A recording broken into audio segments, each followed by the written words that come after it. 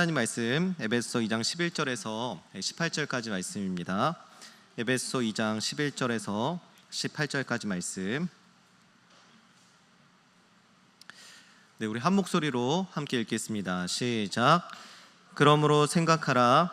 너희는 그때 육체로는 이방인이요 손으로 육체에 행한 할례를 받은 무리라 칭하는 자들로부터 할례를 받지 않는 무리라 칭함을 받는 자들이라. 그때 너희는 그리스도 밖에 있었고 이스라엘 나라 밖의 사람이라. 약속의 언약들에 대하여는 외인이요 세상에서 소망이 없고 하나님도 없는 자이더니 이제는 전에 멀리 있던 너희가 그리스도 예수 안에서 그리스도의 피로 가까워졌느니라. 그는 우리의 화평이신지라.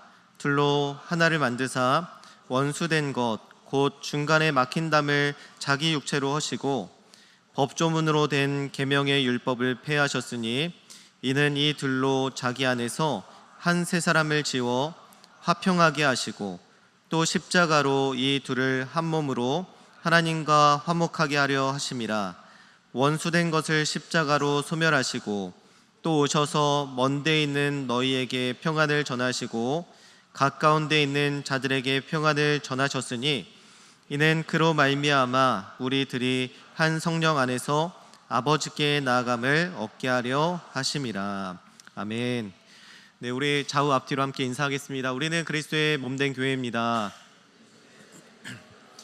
그리스도께서 교회의 머리 되십니다. 아멘. 오늘 본문의 말씀 2장 11절의 말씀을 보니까 이런 말씀으로 시작하는 것 같습니다. 우리 11절 말씀 한번 띄워주시겠습니까? 2장 11절 말씀. 그러므로 생각하라 라고 이렇게 말씀이 시작되죠. 그리고 무엇을 생각하라고 이제 말씀하고 있습니까? 11절에 보니까 그때에를 얘기해요. 그러니까 그때를 너희가 생각하라. 그리고 12절에도 그때라는 단어로 시작이 되거든요.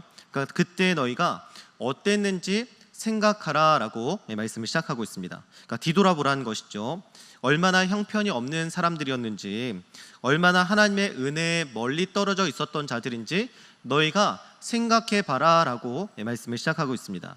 이것은 라떼는 말이야 이런 뜻과 다른 뜻이죠. 그러니까 라떼는 지금 별로인데 이전에는 괜찮았다 이런 거를 반영하고 있지 않습니까? 라떼는 말이야 이렇게 했을 때 나는 지금 별 볼 일 없어요. 그런데 이전에는 좀 잘 나갔어 이렇게 얘기하는 것이지 않습니까? 근데 오늘 말씀의 뉘앙스는 지금과 그때를 비교해 보면 그때 너희가 얼마나 형편이 없었는지, 반대로 지금 너희가 얼마나 큰 유익을 누리고 있는지 너희가 한번 생각해 봐라 라고 말씀하고 있는 것입니다. 여러분, 우리는 뒤를 돌아보고 오늘 하루하루가 얼마나 감사한지를 깨닫는 것이 중요합니다. 이스라엘 백성은 하나님께서 애굽에서 건져내시고 가나안 땅에 들어가는 그 모든 과정 가운데 계속해서 불평불만을 끊임없이 쏟아냈습니다. 민수기 11장 5절에 보니까 이런 말씀이 있어요. 이 말씀. 자, 우리가 애굽에 있을 때에는 값없이 생선과 오이와 참외와 부추와 파와 마늘들을 먹은 것이 생각나거늘. 값없이 먹었다고 얘기해요. 그러니까 지난번에 금요 기도회 때 서울신학대학교 황덕형 총장님이 오셔서 이 설교를 했었는데 그때 뭐라고 말씀하셨냐면 이 백성들이 지금 거짓말하는 것이다 라고 얘기를 하셨어요. 그러니까 노예로 살았으면서 어떻게 값없이 생선을 먹고 오이를 먹고 참외와 부추와 파 마늘을 먹을 수 있는가, 모두 거짓말이다 라고 얘기한다는 것이죠. 그러니까 오히려 출애굽기 2장 23절에는 그들이 그 전에 출애굽하기 전에 그들의 삶이 어떠했는지를 분명하게 말씀하고 있습니다. 출애굽기 2장 23절 우리 같이 한번 읽어볼까요? 여러 해 후에 애굽 왕은 죽었고 이스라엘 자손은 고된 노동으로 말미암아 탄식하며 부르짖으니 그 고된 노동으로 말미암아 부르짖는 소리가 하나님께 상달된지라. 성경은 이 단어나 내용이 반복될수록 그 내용이 중요하다라고 보거든요. 그런데 여기에서 보니까 고된 노동과 탄식, 부르짖음 등이 계속 반복되죠. 그러니까 부정적인 단어들이 계속 반복되는 것을 우리가 볼 수가 있습니다. 그러니까 그들은 노예로서 고통 속에서 살았던 그런 사람들이었다는 겁니다. 그런데 어떻게 그런 고통 속에서 값없이 그렇게 맛있는 음식을 먹을 수 있겠느냐 하는 것이죠. 이스라엘 백성들이 거짓말하고 있다는 것입니다. 오히려 이스라엘 백성은 그런 고통과 고난 속에서 그 부르짖을 수밖에 없는 그런 상황 속에서 그들을 건져내신 그 하나님께 감사해야 마땅한 것이죠. 이전에 자신의 상태를 망각하고 또 잊게 되니까 그들이 끊임없이 불평과 불만을 계속할 수밖에 없다는 것입니다. 그 기억이 굉장히 안 좋았을지라도 우리는 계속해서 그 옛날의 생각들이 미화된다는 것이죠. 저도 이전에 말씀드렸지만 군대가 많이 미화됐어요. 일주일 정도는 갔다 올 수 있겠다라는 그런 생각을 할 수 있게 된다는 것이죠. 인간의 망각은 때론 좋은 점으로 작용합니다. 인간은 3세 이전의 기억을 갖고 있지 않는데 이를 유아기 기억 상실이라고 부릅니다. 저도 어렸을 때를 생각해 보면 3세 이전이 아니라 저는 5살 이전의 제 삶의 내용이 기억이 나지 않아요. 제가 5살 때 88 올림픽이었거든요. 그때 친구들하고 손에 손 잡고 이 노래 아세요? 이거를 엄청 부르면서 친구들하고 막 동네를 돌아다녔던 그런 생각이 기억이 납니다. 근데 그 전의 내용들은 하나도 생각이 나지 않아요. 혹시 3세 이전의 기억을 가지고 계신 분 있습니까? 그런 분들은 과잉기억 증후군이라고 부릅니다. 어떤 사람은 자신이 10일 된 아기였을 때 부모님이 담요를 감싸 안아줬던 그 기억이 생생하게 기억난다. 그리고 그것을 묘사하고 부모님과 얘기를 했을 때 아주 일치하는 답변을 들었던 그런 사람도 있다고 합니다. 그런데 이렇게 과잉기억 증후군을 가진 사람 중에서 안 좋은 기억이 잊혀지지 않고 계속해서 기억이 나서 사는 것이 너무 괴롭다라고 이렇게 했던 것이 TV에 나온 적이 있습니다. 힘들고 어렵고 끔찍한 일이 어느 정도 지나면 그 고통과 아픔이 사라져야 되는데 그 고통과 아픔이 커서도 계속해서 생생하게 계속 기억이 나는 거죠. 그러니까 정상적인 삶을 살기가 힘들 정도로 그러한 상태의 삶을 살아가게 되는 것입니다. 이런 것들을 보면 인간의 망각이 좋은 점으로 작용하는 것은 분명합니다. 하지만 반대로 잊지 말아야 되는 것도 분명히 존재한다는 것이죠. 역사의 아픔과 교훈을 우리가 잊지 말아야 합니다.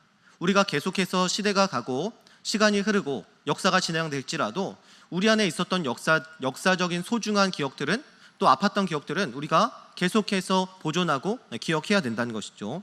그리고 소중한 사람들의 사랑과 희생도 잊으면 안 된다는 것입니다. 또한 우리는 그리스도인으로서 신앙적으로는 우리를 위해 십자가에 돌아가신 예수 그리스도의 그 은혜를 잊으면 안 되고 또 하나님께서 그 아들을 아낌없이 우리를 위해서 보내주신 그 하나님의 사랑도 우리가 잊으면 안 된다는 것입니다. 그래서 예수님께서는 성찬식을 통해서 나를 기념하라고 말씀하시는 거예요. 나의 죽음과 희생을 통해서 너희가 구원받게 된 것, 너희가 하나님의 백성이 된 것을 너희가 끊임없이 나를 기념해서 기억하라 라고 말씀하시는 것이죠. 또 모세오경이라는 성경의 가장 첫 번째 5권, 그 5권의 내용도 계속해서 어떤 내용이 반복되고 있습니까? 나는 너를 애굽 땅 종되었던 집에서 인도하여 낸 여호와니라 라고 말씀하고 있어요. 계속 그 말씀들이 계속 모세오경에 보면 계속 반복되는 것을 볼 수가 있습니다. 하나님께서 너희를 구원하셨다는 것, 너희 이스라엘 백성들을 구원하셨다는 것을 너희가 잊지 말아야 된다라고 끊임없이 성경에서도 말씀하고 있다는 것입니다. 인간은 끊임없이 개구리 올챙이적 생각을 잊고 살아갑니다. 저도 어렸을 때 항상 기도했던 것이 있습니다. 제가 2가지를 항상 기도했는데 저는 특이하게도 초등학생 때부터 배우자를 위해 기도를 했어요. 정말 오랫동안 기도를 그때 이제 부모님이나 뭐 교회에서 가르쳐줬던 것 같아요. 제가 초등학생 때부터 배우자를 위해서 기도했는데 그래서 지금 아주 좋은 아내를 만났습니다. 여러분들도 열심히 기도하시길 바랍니다. 또 한 가지는 제발 잘 살게 해달라고 기도했어요. 제가 사형제거든요. 사형제인데 부모님이 사형제를 키우시느라 고생하는 것을 많이 봤습니다.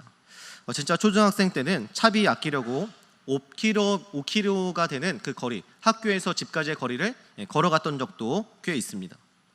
부모님의 짐을 덜어드리려고 걸어갔던 것은 아니고 차비 아껴서 아이스크림 사 먹으려고 걸어갔습니다. 저는 초등학생 때 정말 초등학생의 삶을 살았던 것 같아요. 성숙하지 않았던 것 같습니다. 또 제가 결혼을 하고 나서 신혼생활을 원룸에서 시작했거든요. 그때는 너무 좁아서 좀 큰 곳으로 갔으면 좋겠다라는 이런 생각을 했습니다. 그 뒤로 넓은 곳으로 이사가게 되었어요. 그런데 이사간 곳이 또 너무 추우니까 좀 따뜻한 곳에서 살았으면 좋겠다라는 생각을 하게 됐습니다. 그러고 나서 또 따뜻한 곳으로 이사가게 되었습니다. 또 따뜻한 곳으로 이사가니까 녹물이 많이 나와서 물이 깨끗한 곳에서 나오면 좋겠다. 깨끗한 곳에서 살았으면 좋겠다라는 생각을 했습니다. 그랬더니 은평구 응암역에 오게 되었습니다. 네. 놀랍게도 하나님은 기도한 것을 하나씩만 고쳐주시더라고요. 한 번에 고쳐주셨으면 좋겠는데 하나씩 그렇게 고쳐주시더라고요. 하지만 생각해 보면 하나님께서는 지금까지 계속해서 더 좋은 환경에서 살아갈 수 있도록 인도하신 것을 제가 이 설교를 쓰다 보니까 그때 생각이 나니까 하나님께서 이렇게 좋게 인도하셨구나라는 생각을 하게 되었습니다. 그런데 이렇게 좋게 인도해 주셨는데 불구하고 부족함이 보일 때가 있죠. 불평 불만이 쌓일 때가 있게 됩니다. 그럴 때 우리는 다시 생각해 봐야 한다는 거예요. 그때 우리가 어떠한 처지에 있었는지 생각해 봐야 한다는 것입니다. 어렸을 때 200원 아끼려고 그때 차비가 제가 진짜 초등학교 저학년 때는 120원 이랬던 것 같아요. 그리고 나중에 한 200원까지 올랐는데 그때 차비를 아끼려고 그 긴 거리를 걸어갔던 그때를 생각하면 지금은 차도 있고 또 제 집은 아니지만 살만한 집이 있고 얼마나 감사한지 모르겠습니다. 아주 만족하며 살아가고 있습니다. 하나님께서 다윗을 하나님 마음에 합한 자다라고 이렇게 말씀하셨는데 다윗을 사랑하신 이유, 그 다윗을 칭찬하신 이유는 다른 것에 있는 것이 아닙니다. 물론 다윗은 하나님 앞에서 늘 순종하면서 하나님을 신뢰하는 삶을 살았지만 더 중요한 것은 무엇이냐면 다윗은 항상 자기가 어떤 사람이었는지를 끊임없이 기억했다는 거예요. 사무엘하 7장 18절에 보니까 이런 말씀이 있습니다. 우리 18절 말씀, 사무엘하 7장 18절 말씀 같이 읽겠습니다. 시작. 다윗 왕이 나는 누구이며 내 집은 무엇이기에 나를 여기까지 이르게 하셨나이까. 하나님께서 다윗에게 너와 너의 자손에게 너의 왕위가 끊어지지 않게 하겠다. 내가 영원히 너의 집을 반석 위에 세우겠다라고 이렇게 하나님께서 말씀하시고 복을 주시니까 다윗이 이렇게 고백한 거예요. 나는 누구이오며 내 집은 무엇이기에 나를 여기까지 이르게 하셨나이까. 하나님, 제가 무엇이간데 하나님께서 이렇게 저를 복을 내려주셔서 제가 왕까지 될 수 있도록 이렇게 저를 이렇게 세워주셨습니까? 라고 고백한 것이죠. 여러분, 다윗은 실제로 별 볼 일 없는 집안에서 태어났고요, 양치는 목동으로 살아갔습니다. 당시 목동은 진짜 별 볼 일 없는 사람들이 했던 일이죠. 사무엘이 왕을 세우기 위해 다윗의 집에 찾아갔을 때도 그 아버지 이새가 다윗을 소개시켜 주지 않을 정도로 아주 그 삶에서, 그 집안에서도 하찮은 삶을 살아갔던 사람이 다윗이었다는 것입니다. 정말 다윗은 아무것도 아닌 인생이었어요. 없는 사람처럼 취급당했습니다. 그런데 그런 그가 이스라엘의 왕이 된 거예요. 이스라엘 전체를 통치하는 강력한 왕이 됐고요, 이스라엘의 전성기를 이끄는 가장 훌륭하고 가장 강력한 왕이 된 것입니다. 여러분, 이 정도 권력과 부귀영화가 주어지면 하나님을 잊을만도 하잖아요. 교만해져서 하나님 말씀을 따르지 않을 수도 있지 않습니까? 거의 대부분들의 왕들이, 그 이스라엘 역사 속에서 나타난 그 왕들이 대부분 이런 자세를 취해왔습니다. 자기가 왕이 되니까 하나님 앞에서 불순종하고 끊임없이 자기가 원하는 육신의 만족을 위해서 살아갔던 사람들이 이스라엘의 왕이었다는 것이죠. 하지만 다윗은 항상 하나님 앞에서 어떠한 자세를 취했냐면 하나님 앞에서 자기를 종이라고 계속해서 부르는 것을 볼 수가 있어요. 자신이 아무리 왕이 되었지만 하나님 앞에서 자기가 종이었다는 사실을 계속해서 잊지 않고 끊임없이 반복하면서 기억했다는 것입니다. 또한 자기가 어떠한 상태에서 이러한 위치까지 올라왔는지 하나님의 은혜를 잊지 않았다는 것입니다. 하나님께서 보시는 것은 바로 그런 마음이라는 것이죠. 우리가 어떠한 대단한 일을 해서 하나님께서 우리를 주목하시는 것이 아니라 하나님 앞에서 늘 겸손하고 하나님 앞에서 늘 한결같고 하나님의 하나님 되심을 인정하는 것, 하나님께서 정말 주목하시는 것은 그런 진실되고 겸손한 마음, 하나님을 향한 온전한 마음을 가진 사람들을 하나님께서 주목하신다는 거예요. 하나님은 대단한 일을 필요로 하시는 것이 아니에요. 하나님께서 우리에게 원하시는 것은 어떤 대단하고 위대한 일을 해내라고 우리를 부르신 것이 아니라는 겁니다. 우리는 계속해서 내가 얼마나 대단한 사람인가를 나타내고 드러내기 위해서 행동합니다. 하지만 성경에서 주목하는 사람은 어떤 큰 업적을 달성한 사람이 아니라는 거예요. 오히려 하나님은 그 중심과 마음을 보시는 분임을 우리에게 계속해서 말씀하고 있습니다. 불가능한 것처럼 보였을 때 하나님을 신뢰하는 마음, 높은 위치에서도 늘 하나님을 자신의 주인으로 모시는 마음, 한결같이 주님만 사랑하시는 그 마음을 하나님께서 보신다는 것입니다. 그리고 그러한 사람을 통해서 능력을 나타내시고 놀라운 일들을, 그 하나님의 일들을 이루어 가신다는 것이죠. 여러분, 우리가 위대한 일을 하면 얼마나 위대한 일을 할 수 있겠습니까? 하나님 앞에서 그것이 과연 하나님이 그것을 만족해 하시겠습니까? 그렇지 않다는 것이죠. 하나님은 우리가 놀라운 일, 위대한 일을 하길 원하시는 것이 아닙니다. 오직 하나님만을 의지하고 하나님만 사랑하고 하나님께서 행하신 일들을 기억하며 감사하는 마음으로 살아가길 원하신다는 것이죠. 그 주어진 삶 속에서 날마다 최선을 다해서 늘 하나님을 신뢰하면서 하나님을 경외하면서 겸손하게 내가 누구인지를 날마다 기억하는 삶, 그러한 삶과 그 마음을 기억하신다는 것입니다. 그때 우리의 마음을 주목하시고 그 마음을 통해서 하나님께서 대신 역사하시고 대신 일하신다는 것입니다. 여러분, 우리가 지금 선교를 준비하고 있지 않습니까? 우리가 이 선교를 왜 하나님의 선교, 미시오 데이라고 부르고 있습니까? 우리가 하는 선교가 아니라는 거예요. 우리는 하나님께 온전한 마음을 집중해서 드리고 하나님께서 우리를 통해서 역사하시는 것, 그것이 하나님의 선교라는 것입니다. 우리가 특별하고 위대한 일을 해야 된다라고 강박관념을 할 필요가 없다는 거예요. 왜냐하면 하나님께서 그 선교를 진행해 나가고 계시기 때문이라는 것입니다. 우리가 없어도 하나님은 그 선교를 이루실 거예요. 우리가 하지 않아도 하나님께서는 스스로 그 일들을 완성해 나가실 거예요. 그러나 그 하나님의 선교에 누구를 동참시키시는 것이냐? 우리가 그냥 동참하는 거예요. 하나님께서 하실 일인데, 하나님께서 역사하시고 주관하실 일인데, 우리는 그저 하나님 겸손하게 하나님께서 하시는 일에 우리가 참여할 수 있도록 인도하신 것 감사합니다라는 마음을 가지고 그 일들을 진행해 나가는 것입니다. 여러분, 우리는 끊임없이 생각을 해야 합니다. 내가 어떤 존재였는가? 내가 얼마나 구원받기 합당하지 않은 사람이었는가? 그런데 내가 어떻게 이 자리에 있는가? 내가 얼마나 큰 은혜를 받은 자인가? 그것들을 끊임없이 생각해야 된다는 것입니다. 그럴 때 우리는 불평불만이 아니라 하나님께 감사하고 하나님을 더 찬양하고 예배하게 된다는 것입니다. 우리 에베소 2장 11절 말씀을 다시 한번 보겠습니다. 우리 이 말씀 같이 읽겠습니다. 시작. 그러므로 생각하라. 너희는 그때에 육체로는 이방인이요 손으로 육체에 행한 할례를 받은 무리라 칭하는 자들로부터 할례를 받지 않는 무리라 칭함을 받은 자들이라. 아멘. 이 말씀 보니까 그러므로 생각하라. 그때 너희는 그때라고 말씀을 시작하면서 그 다음부터 그 사람들이 어떤 사람들이었는지를 우리에게 말씀하고 있죠. 육체로는 이방인이라고 말씀하고 있어요. 그리고 손으로 육체에 행한 할례를 받은 무리라 칭하는 자들. 말이 좀 어렵죠. 손으로 육체에 행한 할례를 받은 무리가 누구냐면 유대인들을 말하는 거예요. 유대인들은 손으로 할례를 받는 사람들이니까요. 그 할례를 받는 무리라 칭하는 자들로부터 이 사람들이 어떤 칭함을 받았냐면 할례 받지 않는 무리라 칭함을 받았대요. 그러니까 할례 받지 않는 사람들은 누구입니까? 이방인들. 그러니까 유대인들과 이방인을 나누고 있는 거예요. 그런데 그 할례 받지 않은 무리라 칭함을 받은 자들이다라고 말씀하고 있습니다. 이방인을 말하죠. 또 에베소 2장 12절은 또 이렇게 말씀합니다. 우리 이 말씀도 같이 읽겠습니다. 시작. 그때 너희는 약속의 언약들에 대하여는 외인이요 세상에서 소망이 없고 하나님도 없는 자이더니. 이 말씀도 어떻게 시작합니까? 그때 너희는 이라고 말씀을 시작합니다. 그때 너희는 그리스도 밖에 있었고 이스라엘 나라 밖에 사람이었고 약속의 언약들에 대해서는 외인이고 세상에서는 소망이 없고 하나님도 없는 자다라고 말씀하고 있어요. 다 어떤 사람들이었다는 것입니까? 너희는 하나님과 전혀 상관없는 자들이었어. 그러니까 너희는 아무런 소망도 없는 자들이었어 라고 말씀하고 있는 것입니다. 오늘 본문의 말씀이 보니까 지난주 말씀과 그 구조가 비슷한 것을 볼 수가 있습니다.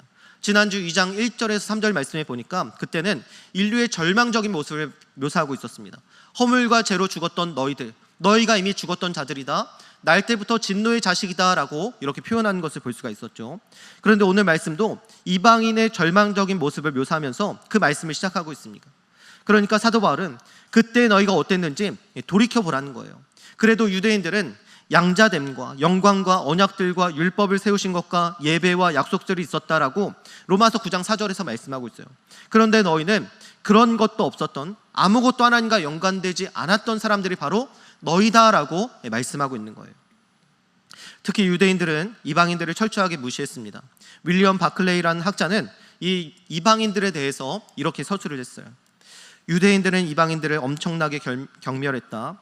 유대인들은 하나님이 지옥불의 연료로 쓰려고 이방인들을 창조하셨다고 말했다. 그들은 하나님이 자신이 만드신 모든 열방 중 오직 이스라엘만 사랑하신다고 말한다.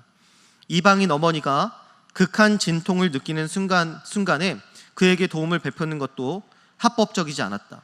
그것은 그저 또 다른 이방인을 세상에 나오게 하는 일일 뿐이기 때문이다. 그리스도가 오시기까지 이방인은 유대인에게 경멸의 대상이었다. 그들 사이의 장벽은 절대적인 것이었다. 유대인 남자가 이방인 여자와 결혼하거나 유대인 여자가 이방인 남자와 결혼하면 그 유대인 남자 혹은 여자의 장례식이 거행되었다. 이방인과의 그런 접촉은 죽음과도 같은 것이었다. 유대인들이 이방인들을 이렇게 생각했다는 거예요.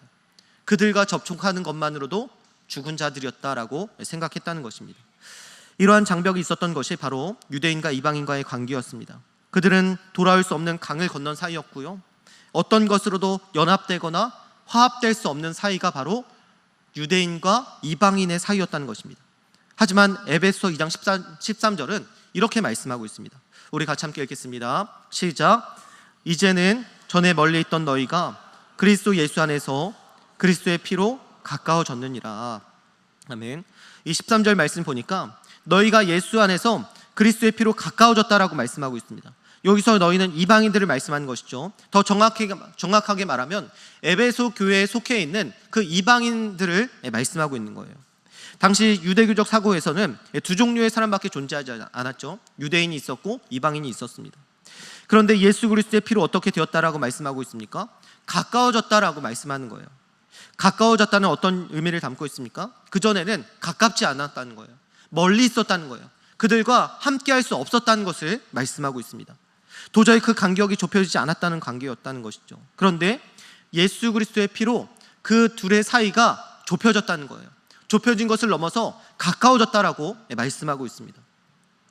에베소 2장 14절에서 18절까지 말씀인데요, 이 말씀 또 이렇게 기록하고 있습니다. 우리 좀 길지만 14절에서 18절까지 다시 한번 읽겠습니다. 시작. 그는 우리의 화평이신지라 둘로 하나를 만드사 원수된 것 곧 중간에 막힌 담을 자기 육체로 허시고 법조문으로 된 계명의 율법을 폐하셨으니 이는 이 둘로 자기 안에서 한 세 사람을 지어 화평하게 하시고 또 십자가로 이 둘을 한 몸으로 하나님과 화목하게 하려 하심이라. 원수된 것을 십자가로 소멸하시고 또 오셔서 먼데 있는 너희에게 평안을 전하시고 가까이 평안을 전하셨으니 이는 그로 말미암아 우리들이 한 성령 안에서 아버지께 나아감을 얻게 하려 하심이라. 아멘. 이 14절에서 18절까지 계속해서 반복된 단어들을 볼 수가 있죠. 제가 파란 글씨와 빨간 줄을 계속해서 이제 거기다 해놨는데 이 둘과 하나라는 단어가 계속 반복해서 나온 것을 우리가 볼 수가 있습니다. 예수 그리스도로 인해서 원래 우리는 둘이었던 존재였다는 거예요. 유대인과 이방이었던 이 둘의 존재였는데 그 존재가 어떻게 되었다는 것입니까? 하나가 되었다라고 말씀하고 있어요. 유대인과 이방인으로 나뉘었던 인류가 하나가 되었다는 것입니다. 특히 15절의 말씀을 보니까 우리 15절 말씀 한번 띄워주시겠습니까? 이 15절 말씀을 보니까 둘로 한 세 사람을 지어라고 말씀하고 있어요. 여기서 지어라는 단어는 크티조라는 단어로, 헬라어로 크티조라는 단어로 창조하다, 만들다라는 뜻을 가지고 있습니다. 그러니까 하나님께서 하나의 한 세 사람이 어떤 사람입니까? 하나의 새로운 사람들, 하나의 새로운 인류를 창조하셨다는 거예요. 그게 누굽니까? 바로 교회라는 것이죠. 교회인 새로운 인류, 둘이었던 인류가 하나 되어서 완전히 새롭게 재탄생한 존재가 누구냐면 교회, 너희를 만드셨다, 너희 교회를 만드셨다라고 말씀하고 있는 것입니다. 새 창조의 역사가 일어난 것이죠. 누가 새롭게 만들어진 존재라는 것입니까? 그 교회뿐만 아니라 우리 교회, 우리 작은 예수 청년부, 저와 여러분, 우리 모두 교회로 존재하는 우리가, 작은 예수 청년부로 존재하는 우리가 새롭게 만들어진 제3의 인류, 새로운 피조물, 그리고 한 세 사람이 되었다라고 말씀하고 있는 것입니다. 그래서 고린도서 5장 17절은 이렇게 말씀합니다. 그런즉 누구든지 그리스도 안에 있으면 새로운 피조물이라. 이전 것은 지나갔으니 보라 새 것이 되었도다. 그리스도 안에서 우리가 완전히 새로운 피조물로 만들어졌다라고 말씀하고 있습니다. 이전의 삶과 상관없는 새로운 창조물이 우리가 되었다는 것이죠. 그리고 16절에서는 한 몸이라고 말씀하고 있습니다. 그동안 완전히 둘로 갈라졌던 인류가 완전히 하나가 되었다는 것이죠. 그래서 예수님을 뭐라고 하냐면 그는 우리의 화평이신지라 라고 말씀하고 있어요. 평화가 없었던 곳에 불화와 분열만 존재하던 곳에 예수님의 보혈로 우리가 가까워졌고 하나가 되었고 한 몸이 되었다는 것입니다. 유대인들이 그렇게 경멸하던 이방인들이 예수 그리스도의 피로 가까워졌다는 것이죠. 여러분, 유대인들과 이방인들이 가까워졌다면, 그 간격을 좁힐 수 없었던 그 두 사람들이 가까워졌다면 우리는 어떻습니까? 우리도 가까워질 수 있지 않겠습니까? 우리도 그 사람들처럼 그런 간격이 없잖아요.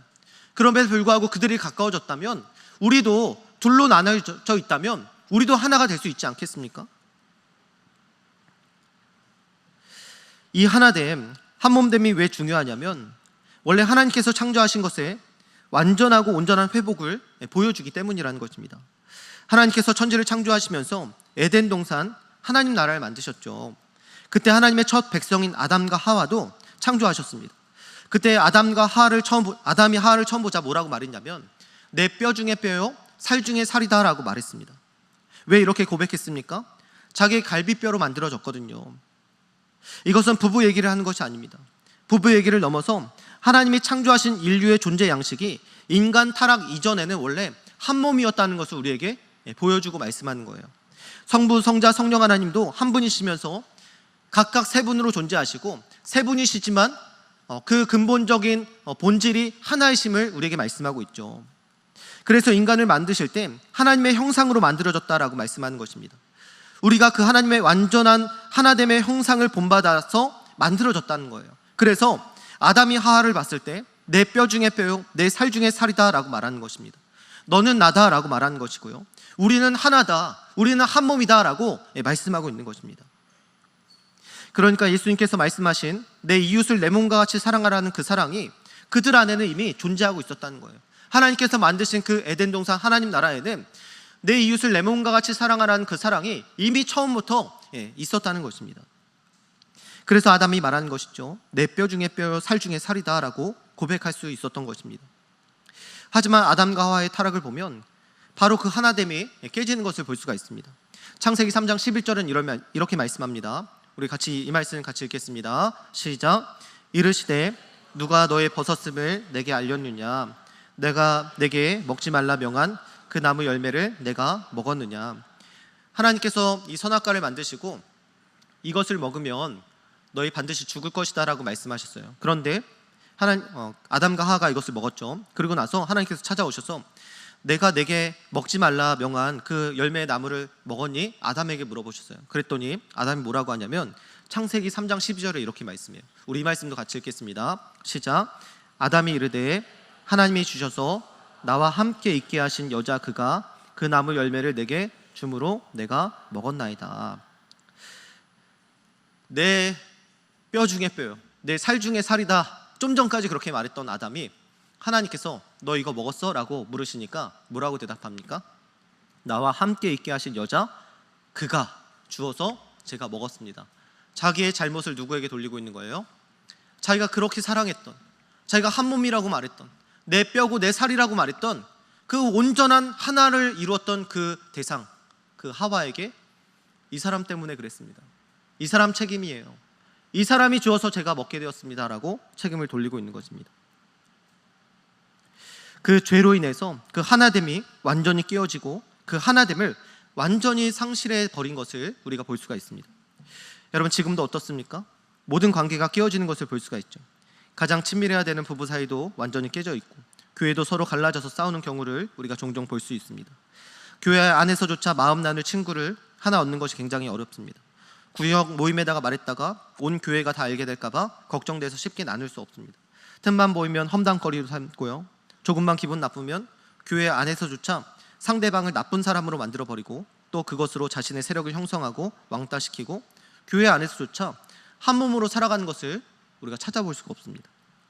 우리나라도 어떻습니까? 지역별로 차별하고 나누고 싸우고 나라와 나라 사이에 전쟁이 일어나고 21세기에 계속해서 전쟁이 일어나고 서로 죽고 죽이며 남 탓을 하고 분열하는 이 시대를, 이 찢어지고 깨어진 세상을 우리가 지금 살아가고 있습니다. 그 원인이 무엇입니까? 죄라고 말씀하고 있는 거예요. 죄가 공동체 안에 들어오니까, 죄가 그 하나님 나라에 들어오니까, 죄가 우리 안에 들어오니까 그 죄가 그 하나됨을 완전히 박살내고 깨어버리는 것을 우리가 볼 수가 있습니다. 그래서 예수 그리스도의 피로 죄사함을 받아 새롭게 태어난 것, 우리는 이것을 거듭났다라고 말하죠. 2번 태어났다, 다시 태어났다, 새롭게 태어났다라고 말하죠. 이것이 굉장히 중요하다는 것입니다.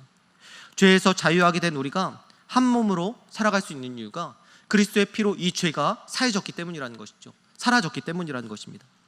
예수 그리스도의 피로 이전에 하나님께서 창조하신 존재 양식의 모습이 온전하고 완전하게 회복된 것입니다. 이제는 서로 돕는 배필로서 서로를 자기와 같이 사랑하고 완전한 한 몸으로 살아가는 그 모습을 예수 그리스도의 피로 회복시키셨고, 그렇게 다시 재창조된 한 새 사람, 하나의 새로운 존재가 누구냐면 바로 우리 교회다라고 말씀하시는 거예요. 이것은 인류 타락과 분열의 죄의 결과를 다시 역전시키신 것입니다. 모든 인종도 나라도 문화도 언어도 남녀노소도 상관없습니다. 빈부의 격차도 상관없다고 말합니다. 모든 것이 상관없다라고 성경은 말합니다. 우리 모두가 예수 안에서 하나가 되었다, 그리스도의 피로 완전히 하나가 되었다라고 성경은 말씀하고 있습니다. 그래서 갈라디아서 3장 28절은 이렇게 말씀합니다. 우리 3장 28절 같이 읽겠습니다. 너희는 유대인이나 헬라인이나 종이나 자유인이나 남자나 여자나 다 그리스도 예수 안에서 하나이니라. 여러분, 유대인이나 헬라인, 아까도 말씀드렸듯이 유대인과 헬라인은 가까워질 수 있는 사람들이 아니에요. 유대인들은 헬라인을 봤을 때, 그들과 식사했을 때 죽었다라고 표현했던 자들이에요. 그들과 가까워질 수 있는 사람들이 아니라는 것이죠. 그리고 종이나 자유인이나 어떻습니까? 자유인은 그 종을 소유로 갖고 있었던 사람들이죠. 종과 노예는 그 당시에 물건처럼 취급당했어요. 그냥 주인이 죽이면 죽는 거예요. 온전한 순종과 복종이 그 종에게 필요했던 것입니다. 또 남자나 여자나 어떻습니까? 남자도 역시 그 여자를 자기의 소유물처럼 생각했습니다. 그래서 언제든지 이혼할 수 있고 언제든지 쫓아낼 수 있고, 왜냐하면 물건으로 취급되었기 때문입니다. 그런데 여러분, 이 대조적인 두 명, 유대인과 헬라인, 종이나 자유인, 남자나 여자, 이 사람들이 어떻게 하나가 될 수 있겠습니까? 그 당시에 헬라 문화, 이 로마 문화 속에서 어떻게 이들이 하나 될 수 있겠습니까? 하나 될 수 없는 사람들이에요. 그런데 무엇으로 하나가 되었다고 말씀하고 있습니까? 예수 안에서 하나가 되었다라고 우리에게 말씀하고 있는 거예요. 돌이킬 수 없는 관계, 무엇으로도 바꿀 수 없는 위기가 완전히 뚜렷하고 절대적인 관계가 그들이었는데 그들이 하나 되었다라고 말씀하고 있습니다. 예수 그리스도의 피로 우리가 완전히 다시 하나가 되었다는 것을, 하나님 나라의 그 회복이 우리 안에 일어났다는 것을 우리에게 말씀하고 있는 것입니다. 아마 이 말씀을 들으면서도 나와 상관없는 말씀으로 생각하는 분들도 있을 것입니다. 무슨 하나냐, 무슨 한 몸이냐, 나는 개인으로서 혼자 살아간다, 나 혼자 알아서 잘 살아갈 것이다, 나 혼자 알아서 신앙생활 할 것이다 라고 이렇게 생각하는 사람들도 있을 것입니다. 하지만 그게 아니라는 것이죠. 하나님의 형상대로 본래 지어진 우리의 삶의 양식은 원래 처음부터가 하나였다는 거예요. 그것이 죄로 인해서 깨어졌지만 이제 예수 그리스도 안에서 이 모든 것이 해결되었고 우리가 이제는 하나로, 한 몸으로 살아가야 된다는 것을 성경에서 말씀하고 있는 것입니다. 저도 신앙이 어렸을 때는 나 혼자 신앙생활 잘하면 괜찮다라고 생각했습니다. 혼자 새벽 기도하고 혼자 말씀 묵상하고 다른 사람들보다 경건훈련 더 열심히 하니까 뭐 내가 혼자 신앙생활하는 거 왜 참견하는 거야, 내가 그냥 이렇게 살아가면 되지라고 생각을 했었습니다. 영적인 우월감으로 제가 교만했었습니다. 하지만 공동체를 겪다 보니까 왜 공동체가 필요하고 왜 하나님께서 우리를 개인으로 부르시지 않고 우리를 공동체로 부르셨는지 깨닫게 되었습니다. 공동체로 살아가는 것이 우리 안에서 더 풍성한 은혜를 누리기 때문이라는 거예요.